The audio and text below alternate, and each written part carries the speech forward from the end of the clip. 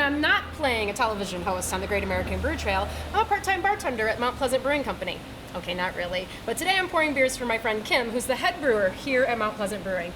And you have been brewing up a really special ale that speaks to the history of beer, your Groot Ale. Tell me about that beer and why you're brewing it. First of all, thanks for the pour. Absolutely. And cheers. Cheers. The Gruit? It's a totally different beer. You don't have any hops in this beer at all. No hops. This is an ancient recipe. This is what beer used to be before we know it as beer. Hundreds and 1,000 years ago, and when beer was brewed, they were using whatever they could in their area to.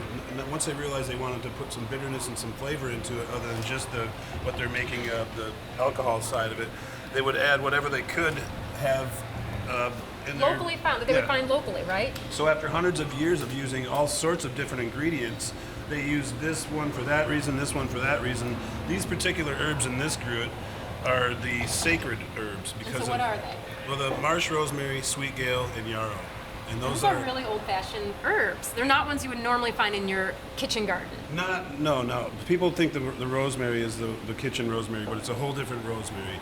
All three of these herbs grow in Michigan, but they're hard, other than the yarrow, they're hard to find and hard to harvest. So they're really unique all their own in that. And what are the properties that these herbs have, and what do they give the beer? The beer, other than flavor and aroma, it gives it, these three herbs have a special property along with the alcohol. They stimulate the mind, create euphoria, and enhance sexual drive. Shut your mouth, let's have another.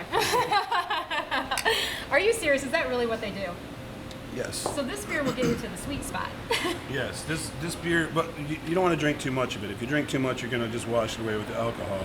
The actual Groot Ale, or actually the word ale wasn't even known back then. The Gruit is, this one is a little lighter than what they had back then because the grains back then, they didn't have temperature controlled kilns or anything like that. So, but the reason I made this a little lighter is because I wanted it to appeal to more people, because I feel that this is a beer that could help possibly save the world. Are you serious?